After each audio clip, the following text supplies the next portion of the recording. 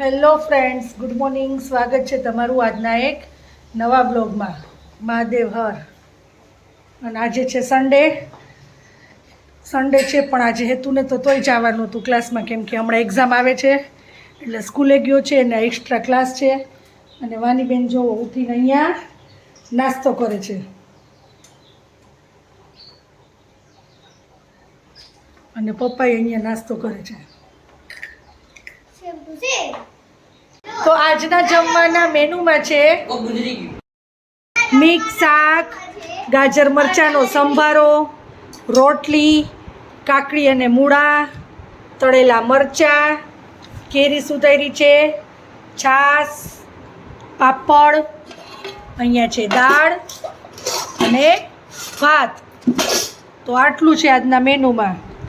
અને જો હેતુ અને વાની બે આજે ગરમા ગરમ રોટલી ઉતરતી હતી ને અને જમવા બેસી ગયા હતા, એટલે એ બે જમી લીધું છે અને હવે બે બેઠા બેઠા ટીવી જોવે છે અને અમે બધાય જમવા બેસી ગયા છીએ. આજે સાંજે તો આપણે જોવાનું છે ઇન્ડિયાનો મેચ, કેમ કે આજે તો ફાઇનલ મેચ છે. તો સાંજે મેચ જોવા બેસી જશું બધાય, એટલે ટાઈમ પાસ થઈ જશે. તો અત્યારે જો આજે સન્ડે છે, તો બપોરે મારા નણંદ ફ્રી હતા તો છે ઈ અને એનો સન ધ્રુવ. કેમ છો? ઘણા ટાઈમે આવ્યો ધ્રુવ, તો હમણાં ઘણા ટાઈમે આવ્યો, કેમ કે હવે જોબ ને એવું કરે છે તો હવે એને ટાઈમ જ નથી મળતો. તો આજે સન્ડે છે તો એ કે મારે એક સન્ડે રજા હોય અને એક સન્ડે જવાનું હોય. તો આજે રજા હતી ને તો જો એ આવ્યો છે, ઘણા ટાઈમે આવ્યો, 2-3 મહિના થઈ ગયા. કા ધ્રુવ? 2-3 મહિના થઈ ગયા. એટલે જો અત્યારે બધા બેઠા છીએ અમે, ચા પાણી પીધા, કેમ કે એના મામાને તો ચા જોઈએ જ. અને ધ્રુવ આવ્યો તો આપણે બધા અત્યારે ચા પાણી પીને બેઠા છીએ અને મારા નણંદને અમે બધા જો વાતું કરી છીએ. અને ધ્રુવે જો હમણાં આઈફોન લીધો છે, દેખાડતો. તો ધ્રુવ તને એના માટે કોંગ્રેચ્યુલેશન્સ. Thank you. કેમ કે હવે તો નોકરી કરે છે, કમાવા માંડ્યો, એટલે હવે તો એ જે લેવું એ લઈ શકે છે. એટલે એને સ્ટાર્ટિંગ કર્યું છે આઈફોનથી. આઈફોન 16 ને? હા. મમ્મીએ વ્હાઈટ ગોલ્ડનું કંદોરો. હા, અને મારા નણંદે ચાંદીનો કંદોરો પણ લીધો છે. અત્યારે ટ્રેન્ડિંગમાં છે ને કે બધા કમરે પહેરે છે, તો એને એ પણ લઈ લીધું છે. તો જો આ લીધું છે એને, અને આને કહેવાય છે કંદોરી. અત્યારે એમ કે છે કે આ અત્યારે ટ્રેન્ડિંગમાં છે અને બધા અત્યારે આ પહેરે જ છે. જો આ તો દોરી જેવું લાગે, દોરી. અને અહીંયા જો કડી પણ વધારે આપી છે, કેમ કે આપણે જે સાઈઝ પ્રમાણે કરવો હોય નાનો મોટો, તો એ આપણે કરી શકીએ છીએ.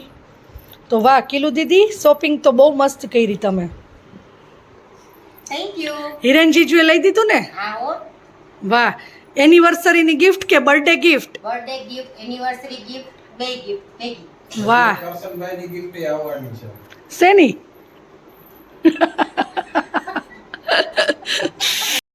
તો અત્યારે વાગ્યા છે 5 અને જો બધાને ભૂખ લાગી હતી, તો અહીંયા ભેળની તૈયારી ચાલુ કરી દીધી છે, કેમ કે ધ્રુવને એના મામા બનાવે ને ભેળ બહુ જ ભાવે છે. બહુ સરસ બનાવો મારા મામા ભેળ.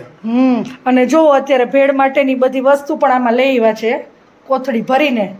અને અહીંયા કિલુ દીદી સુધારે છે ડુંગળી ટમેટા. અહીંયા જો આપણે કેરી પણ સુધારેલી છે, તો એ આપણે ભેળમાં એડ કરી દેશું. તો તમને આ ભેળની રેસીપી મળી જશે. અહીંયા જો આપણા ભેળની તૈયારી થઈ ગઈ છે. આ બધી વસ્તુ એની અંદર નાખવાની છે આપણે ભેળમાં. અને અહીંયા બાજુમાં ડુંગળી ટમેટા પણ સુધારી લીધા છે. તો હવે ફાઇનલી આપણી ભેળ બનવા જઈ રહી છે, ટેસ્ટી ભેળ. તો આજે તો મજા આવી જશે બધાને નાસ્તો કરવાની.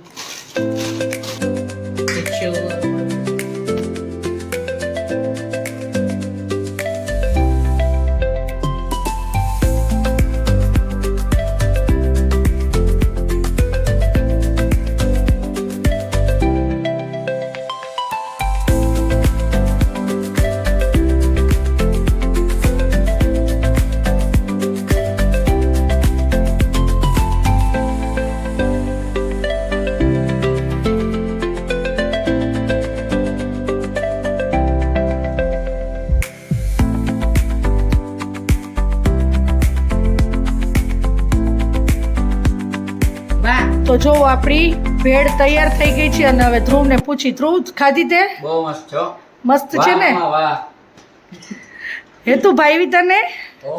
અને એક તો ખાસ વાત એ છે આ ભેળમાં કે આ ભેળની અંદર મમરા જ નથી અને ભેળ બનાવી છે આપણે. એટલે તમે આમ જુઓ, આમ દેખાતા જ આવી સરસ લાગે છે, તો ટેસ્ટ કેવો એનો સરસ હશે. તો અને આ ભાઈ બહેનની ભેળ છે ને એ બહુ ફેવરિટ છે, કેમ કે એ લોકો નાના હતા ને ત્યારે મેં એવું સાંભળ્યું છે કે એ ભૂખ લાગતી ને ત્યારે રાત્રે બેય ભેળ બનાવતા. અને વાની બેન જુઓ શું ખાય છે. શું ખાસ વાની? આઈસ્ક્રીમ. ચોકલેટ કોર્ન ખાય છે. અને અમે બધા અહીંયા ભેળ ખાશું. નાની ડીશ દે. ચાલો તો હવે ભેળનો નાસ્તો કર્યા પછી આપણે બધા ખાઈ છીએ આઈસ્ક્રીમ કોર્ન. બધા માટે અલગ અલગ લઈ આવ્યા છીએ. આ મારો કોન છે કેસર પિસ્તા, છોકરાઓ માટે છે ચોકલેટ કોર્ન, કેમ કે આજે એના મામાનો ભાણેજ ઘણા ટાઈમે આવ્યો છે ને એટલે આજે ને ખવડાવ કરી છે. કેમ કે હવે આજે આવ્યો છે પછી તો હવે તું ક્યારે આવીશ પાછો? આવીશ વહેલા મોડો. હા એમ ચક્કર મારતો રહેજે હો ને.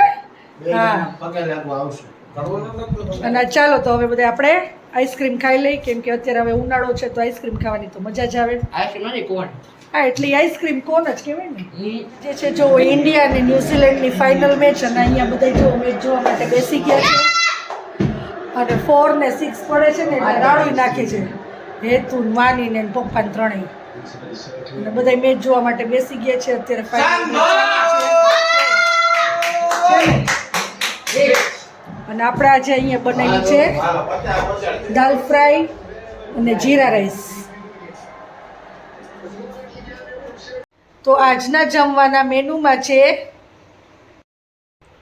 જીરા રાઈસ, દાલ ફ્રાય, સૂકી ભાજી, ડુંગળી ટમેટાનું સલાડ, અહીંયા છે છાશ અને આમાં છે રોટલી.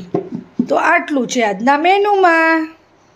તો અત્યારે મેચ જોઈ છીએ અને જો આપણે ઇન્ડિયા જીતશે ને તો અમે એની તૈયારી પણ કરી લીધી છે. જો વાની લેવી છે ફટાકડા, સિંદરી બોમ્બ. સિંદરી બોમ્બ નથી. પછી આપણે ફોડવાના છે આ સિંદરી બોમ્બ. એટલે અત્યારથી તૈયારી તો થઈ જ ગઈ છે અને ખબર જ છે કે હવે ઇન્ડિયા જીતવાનું છે, કેમ કે 32 બોલ્સ છે અને 119 રન કરવાના છે. તો શક્ય જ નથી. અને આ છે ને સિંદરી બોમ્બ નથી, આ છે આંધી તુફાન. એટલે જો અત્યારથી જ અમે તૈયારી કરીને રાખી છે. ઇન્ડિયા જીતે એટલે આપણે આ ફોડશું. જો ઇન્ડિયા જીતે એની ખુશીમાં હેતુ અત્યારે અગાઉથી જ સિંદરી બોમ્બ ફોડવા માંડ્યો છે. જોવો જલ્દી. ન્યુઝીલેન્ડની 9 વિકેટ પડી ગઈ છે, હવે એક જ બાકી છે. હવે 1 વિકેટ પડી જાય એટલે મેચ પૂરો અને ઇન્ડિયા જીતી જશે. તો અમે જો અહીંયા તૈયારી કરીને જ બેઠા છીએ ને હેતુએ તો એક સિંદરી બોમ્બ ફોડી પણ નાખ્યો છે અને હજી 2 પડ્યા છે. હવે જીતે એટલી વાર છે. ફાઇનલી ઇન્ડિયા જીતી ગયું છે ને હેતુ હવે ગયો છે જોવા આમ સિંદરી બોમ્બ ફોડવા માટે, કેમ કે ઇન્ડિયા જીતી ગયું એની ખુશીમાં. વાહ! અને જો અમારી સોસાયટીની આજુબાજુ પણ બોમ્બ ફૂટે જ છે, તમને અવાજ સંભળાતા હશે. હેતુ છે જ આગો મૂક હેતુ. આ ફૂટવા માંડ્યા જો.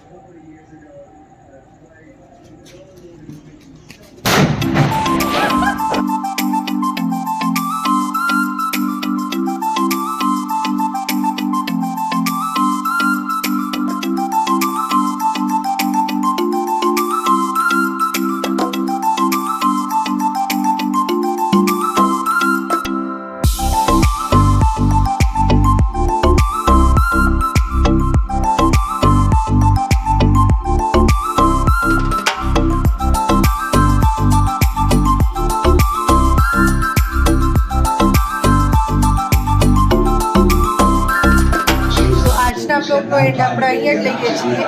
તો આ વિડીયો તમને ગમ્યો હોય તો એને લાઈક કરો, કોમેન્ટ કરો અને અમારી યુટ્યુબ ચેનલને સબસ્ક્રાઈબ કરો અને મિત્રો સાથે શેર કરો. તો કાલે મળીએ નવા બ્લોગ સાથે. ત્યાં સુધી બાય બાય. ગુડ નાઇટ મહાદેવર થેન્ક્સ ફોર વોચિંગ